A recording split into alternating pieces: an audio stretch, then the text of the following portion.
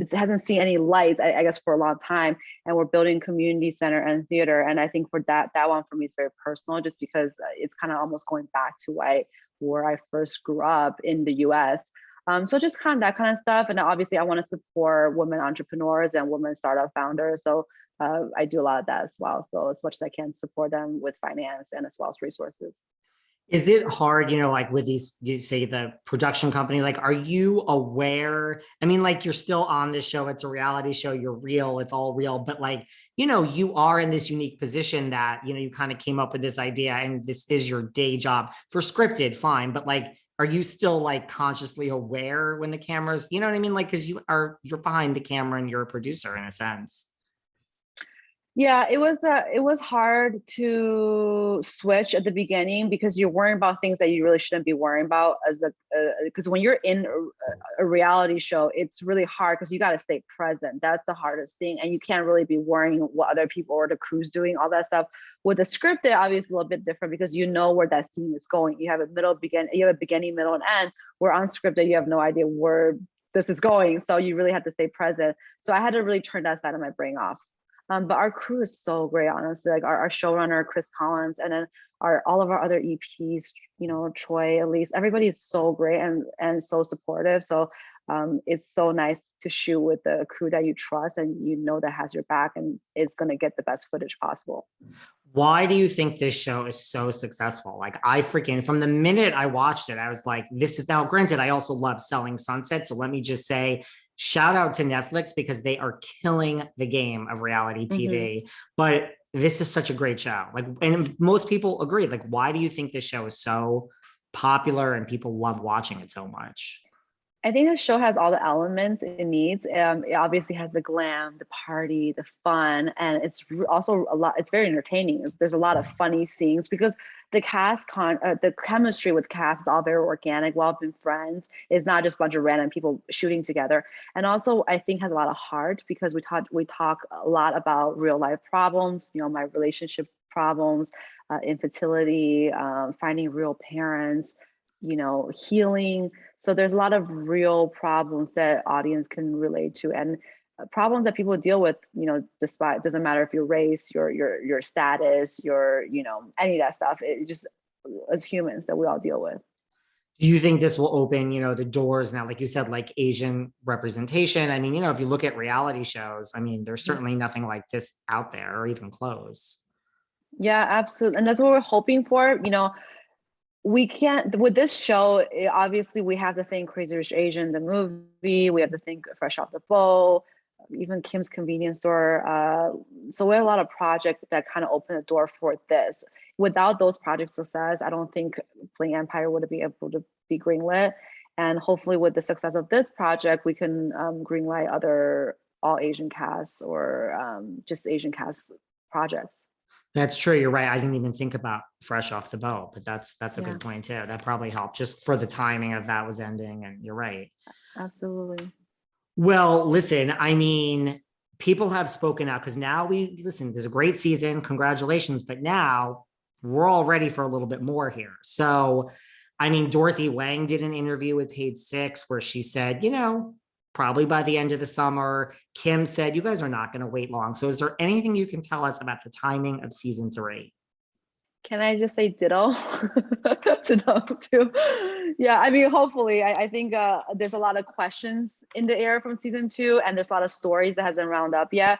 So, so hopefully soon. I'm hoping as well. I'm having my fingers crossed, and I think it'll be great for the audience to keep being on this journey with us.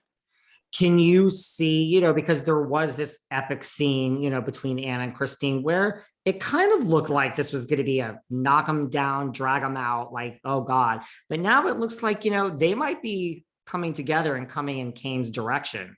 I mean, can you see that happening?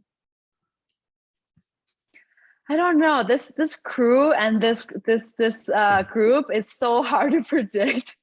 So I can say yes, but things change so fast. What about, Dorothy moved to New York? I'm in New York. I mean, I've seen her out and about. Like, do you think Dorothy will be back next season? We'll see. We'll see. It just depends on, how much she's loving New York. And from what I've heard, she's really enjoying New York right now. So, yeah. Well, if she turned around and did enjoy New York and wasn't back, would you be upset? Would I be upset if she's not coming back? I, again, I have no relationship with her. So I barely had any interaction with her during filming. Well, and then I have to ask the obvious. I mean, the last scene of the whole damn thing, when like the door rings and it's Andrew walking into Anna Shay's with flowers. What the hell? Exactly my question. What the hell? You didn't know? You didn't know that this was. No, now I do, but I didn't at the time. And, it's a free world. And I don't know, I'm curious too. Were you shocked?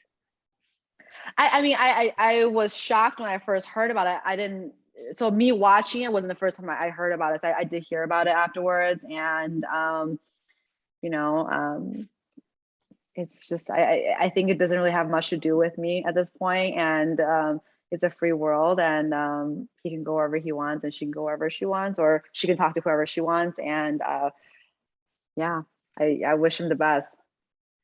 You're being very politically correct here. You are a bigger woman than I am. Thank you.